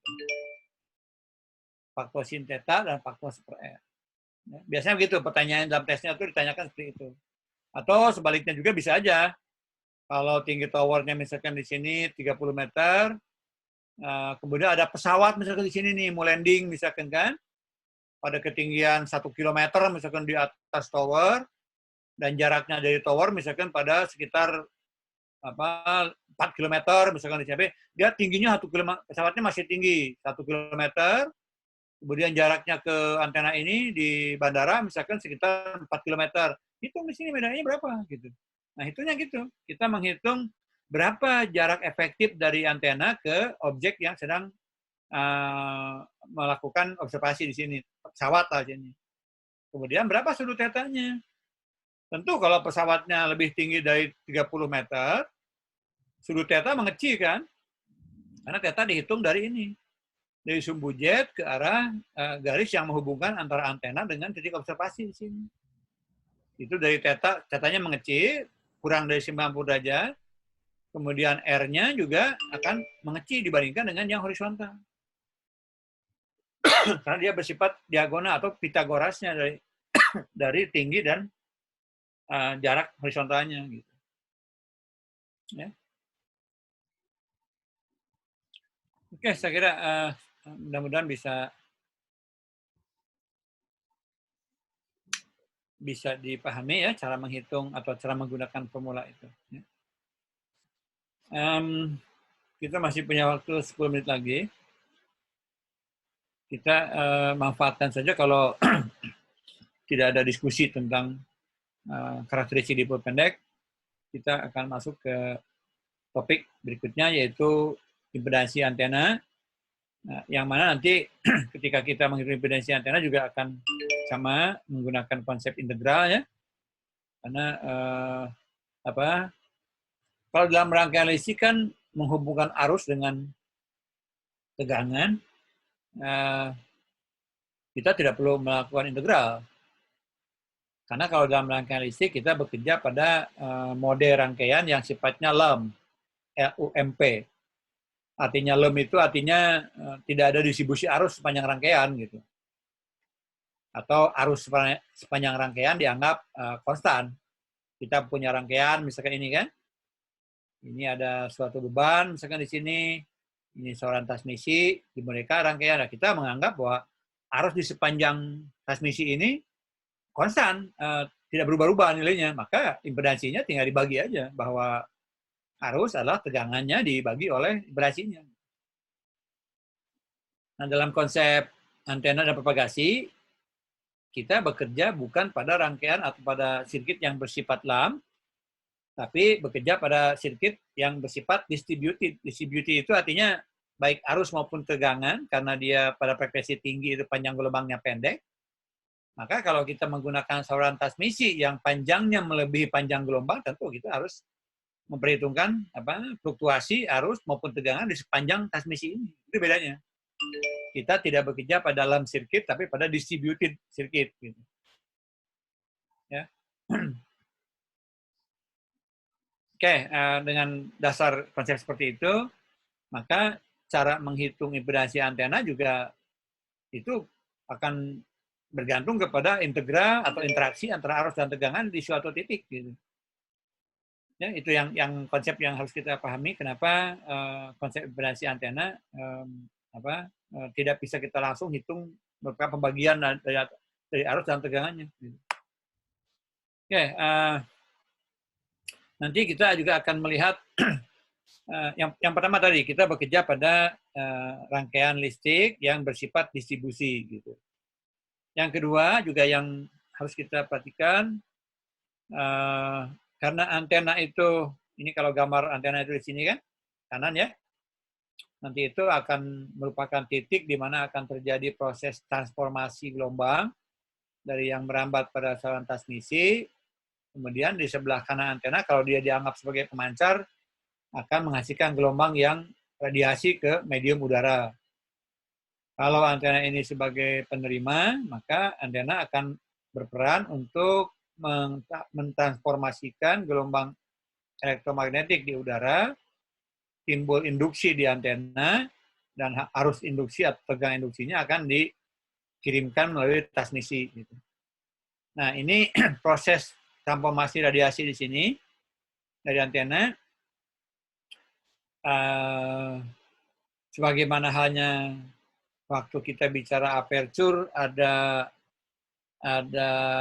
aperture scattering kan, yang diwakili oleh tahanan RS scattering. Artinya di sini ada proses yang terjadi, tidak semua gelombang yang ditangkap oleh antena dialirkan ke transmisi, tapi ada sebagian gelombang yang akan diradiasikan ke medium gitu.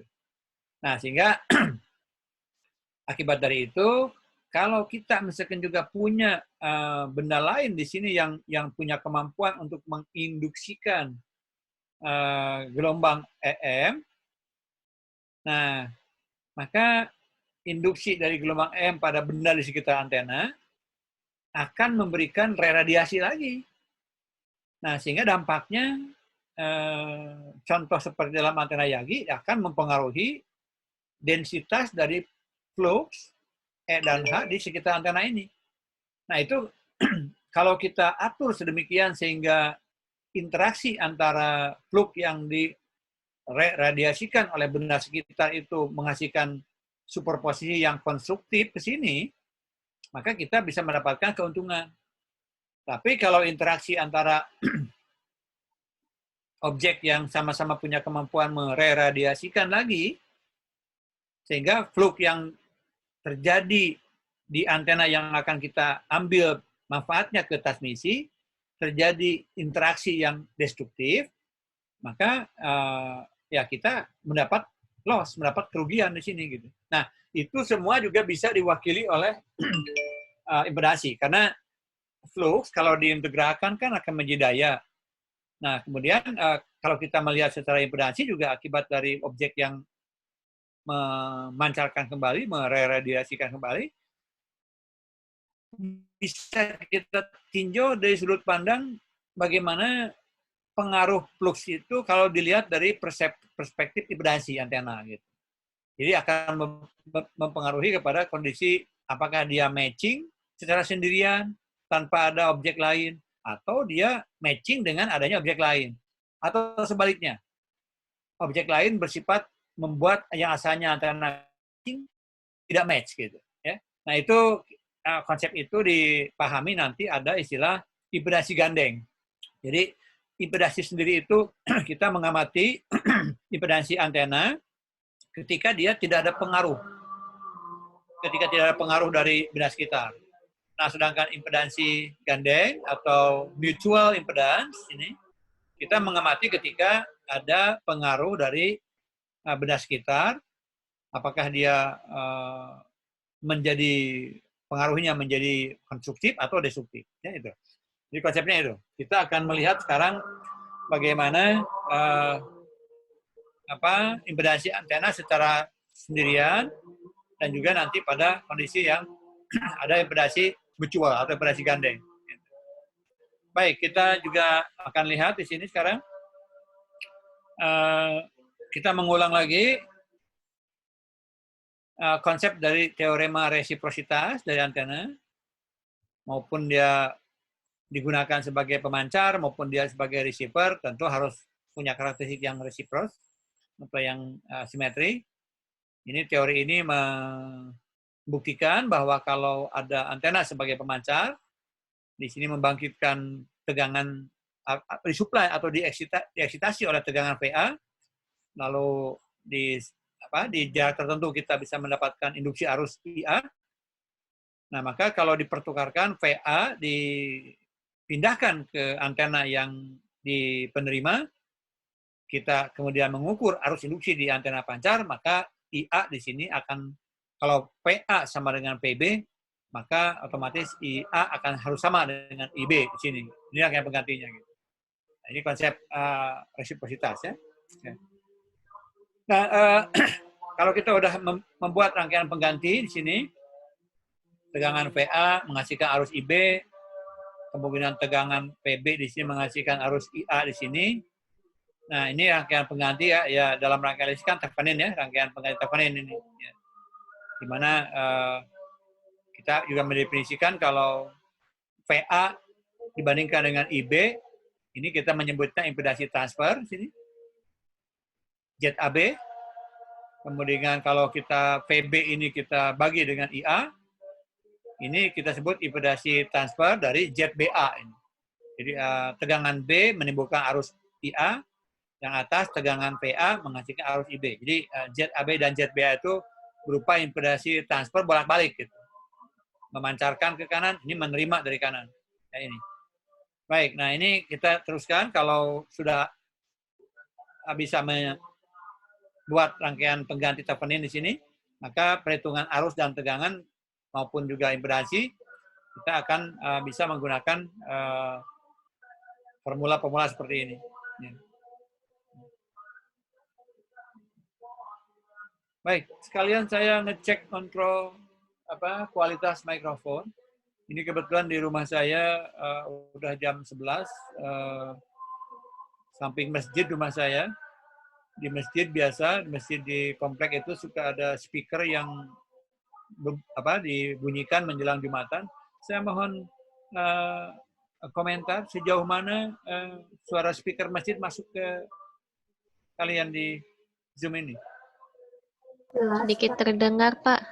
Tapi ada terdengar, tapi tidak mengganggu suara saya. Tidak, Pak. Tidak, Pak. Artinya suara saya masih bisa diartikulasinya masih dipahami ya? Iya, Pak. Karena kalau saya di sini tidak bisa mengukur. Saya kan di rumah saya tidak punya ruang kedap suara, jadi untuk kuliah-kuliah berikutnya kalau ada tambahan suara dari luar, orang lewat atau suara masjid, jadi saya punya punya patokan untuk meyakinkan bahwa kuliah saya masih bisa berlangsung dengan baik, begitu ya? Karena kalau saya dengar suara di depan saya cukup keras suara speaker dari masjid, karena rumah saya betul-betul hanya terhalang jalan ke masjid. Ya, sekali lagi ini masih bisa berjalan ya kuliah ya. Oke, baik, kita tinggal 5 menit lagi mungkin ya, kita teruskan lagi. Ini perhitungan-perhitungan ini saya kira tidak perlu saya jelaskan satu persatu dibacakan karena Anda tahu dalam rangkaian listrik seperti itu. Ya. Nah, saya akan 1-2 slide lagi supaya jadi trigger kepada mahasiswa untuk mencerna juga dari pembuktian rumus-rumusnya. Nah, ini kita akan melihat karakteristik impedansi dari antena lambda per 2. Sekaligus nanti saya akan bayar utang untuk anjukan saya waktu sebelumnya kan saya menggunakan antena lambda per 2 ketika menghitung ini. Ketika menghitung, saya tunjukkan ke mundur supaya Anda ingat di mana saya waktu itu ada angka impedansi atau tekanan pancar dari antena lambda per 2 itu 73 ohm. Saya waktu itu bilang nanti akan dibuktikan gitu ya. Nah, saya coba. Nah ini ya, waktu kita bicara antena setengah panjang gelombang, ini supaya bisa menghitung aperture efektifnya, maka kita menggunakan rumus tekanan pancar atau impedansi real dari antena di pulsa lambda itu 73 ohm ini. Sehingga keluar aperture efektif yang ini 0,13 lambda kuadrat. Nah, untuk membuktikan ini kita sekarang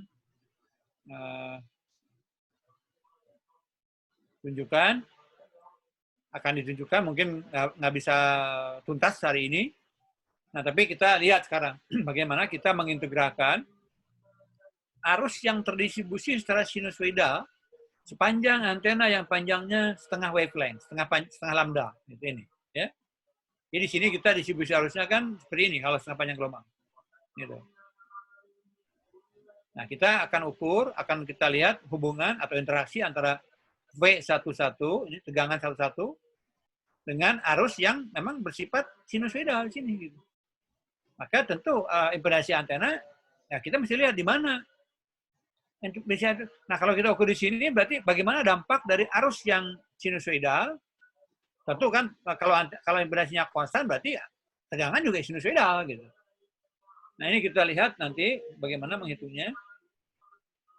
Integralnya saya kira sama dengan yang tadi, cuma kita menggunakan di sini bahwa arus nanti merupakan fungsi, gitu ya. Jadi arus I itu merupakan fungsi dari I sinus dari ini. Sinus dari omega T minus beta Z, gitu. Nah, beta Z-nya ke arah sumbu Z ini dari L lambda per 4 di sini sampai L minus lambda per 4 sampai L plus lambda per 4 di sini. Totalnya lambda per 2 ini, jaraknya. Kita akan melakukan integral itu. Nah, di sini integralnya ya, sama dengan waktu kita akan menurunkan kuat medan pada titik yang jauh dari depo tadi, depo pendek. Nah, ini tapi kebetulan ini yang diintegralkan depo yang setengah lambdanya. Jadi saya akan langsung saja beberapa integral ini kan sudah diturunkan ya di dalam buku Kraus maupun di diktat juga sudah disalin. Silahkan ikutin cara penurunannya. Saya juga akan lebih menitik beratkan kepada cara membaca hasilnya. Kalau membuktikan rumusnya, kita percaya kepada perubahan ini tidak akan terjadi kesalahan karena sudah ada dalam buku referensi. Ya, artinya nilai kebenarannya sudah pasti terjadi di dalam penurunan ini. Nah, cuman yang harus saya tekankan di sini, kita bisa memahami hasilnya, cara menghitungnya, cara menggunakannya. Ya. Nah, jadi di sini hasil akhirnya untuk menghubungkan antara tegangan V dengan arus I, saya akan menunjukkan hasil yang diperoleh itu impedasi sendirinya ya. Ini menghasilkan rumus yang ini. Nah, tolong mungkin karena tidak akan selesai dituntaskan, tolong nanti Anda belajar dulu fungsi-fungsi khusus dalam matematik yang kita sebut dengan nanti itu kita karena kita hasil akhir menghasilkan nilai Z yang mengandung integral yang tidak bisa diselesaikan secara tertutup. Artinya integral dari fungsi ini tidak bisa langsung menghasilkan suatu hasil final yang berupa bilangan permanen gitu. Nah, sehingga kita di sini harus memahami definisi fungsi yang disebut dengan fungsi eksponensial integral EI, kemudian fungsi kosinus integral CI, kemudian fungsi sinus integral SI, yang definisi-definisinya merupakan integral yang masih open gitu, berupa formula. Jadi artinya apa? Integral dari 0 sampai X untuk cos U per U DU ini merupakan integral kosinus integral yang penyelesaiannya karena dia tidak bersifat tertutup untuk langsung dihitung secara hasil final, maka rumus pendekatan yang dipakai. Jadi kosinus integral itu bisa didekati oleh polinom seperti ini. Gitu. Kemudian juga untuk sinus integral bisa didekati oleh polinom seperti ini. Nah, biarlah ini orang matematik yang akan memahami ini. Nah, kita sebagai orang engineer harus bisa memahami hasilnya. Walaupun kita biasanya hasil itu kita tunjukkan dalam bentuk grafik seperti ini. Jadi nanti itu saya menjelaskannya supaya tidak terjebak dalam penurunan rumus yang kompleks. Saya akan lebih menekankan bagaimana kita cara menggunakannya. Karena biarkanlah untuk membuktikan atau menurunkan formula-formula integral yang tadi saya katakan tidak closed form, tidak langsung menghasilkan final. Caranya dia pakai integral empirik. Tapi hasilnya kalau udah berupa tabel atau sudah berupa kurva, kita mesti memahami bagaimana menggunakan ini. Ya, mohon di weekend ini Anda kalau punya waktu silahkan dibaca dulu supaya nanti hari Jumat depan saya bisa melanjutkan kuliah ini dengan pemahaman yang lebih memudahkan Anda. Kalau sudah Anda dibekali dengan Ini memang ini gini, kita akan terkendala oleh pemahaman kepada bentuk-bentuk integral yang memang larinya di matematik itu merupakan fungsi transenden gitu. Fungsi transenden artinya fungsi-fungsi khusus yang tidak kita bisa secara langsung turunkan gitu. Ya, itu. Jadi mohon dibaca dulu beberapa halaman, terutama pengertian tentang fungsi-fungsi integral, eksponensial integral, kosinus integral, dan sinus integral. Saya akan nanti supaya kalau Anda sudah paham tentang fungsi-fungsi transenden seperti ini, begitu kita menghasilkan integral dari penurunan impedansi antena, kita tinggal pakai gitu. Ya, itu yang saya inginkan. Jadi saya kira kuliah hari ini udah habis waktunya. Saya bukan sekali lagi nanti hari Selasa mungkin bisa dengan saya ataupun dengan asisten. Kita masuk ke tes yang kedua. Bahannya saya kira maksimum sampai kepada kuliah, tapi rasanya belum. Saya belum menanyakan di tes kedua untuk yang sampai kepada impedansi antena, ataupun cara menghitung medan dari dipol pendek mungkin belum masuk juga. Tapi sebelum itu kita akan secara bertahap menanyakan hal-hal yang sudah dikuliahkan di minggu-minggu sebelumnya. Oke, sebelum saya close, saya akan memberikan lagi kesempatan kalau ada yang perlu dibicarakan terkait dengan apapun, tes atau apapun, silakan. Berarti untuk, oh ya Pak, mohon izin bertanya Pak, berarti untuk tes nanti sebelum dipol pendek ya Pak? Sebelum materi hari Selasa kemarin ya Pak? Ya, karena harusnya tesnya itu hari ini ya. Tesnya harusnya hari ini, tapi saya lupa mengumumkan, sehingga material tesnya itu artinya sampai kepada bahan sebelum kuliah hari ini. Jadi kalau hari ini tadi kita masuk ke dipol pendek, bahan tes yang harusnya diberikan hari ini sampai materi kuliah yang sebelum dipol pendek. Baik Pak, terima kasih. Ada pertanyaan lain? Baik, kalau sudah ada pertanyaan, jadi hari Selasa nanti kita lihat apakah saya bisa ikut atau tidak. Tapi biasanya kalau tes saya akan minta bantuan asisten. Ibu Aulia Dewantari biasanya saya minta tolong sebagai asisten yang membantu di kuliah saya. Baik, terima kasih. Saya akan close. Saya mohon diri. Assalamualaikum warahmatullahi wabarakatuh.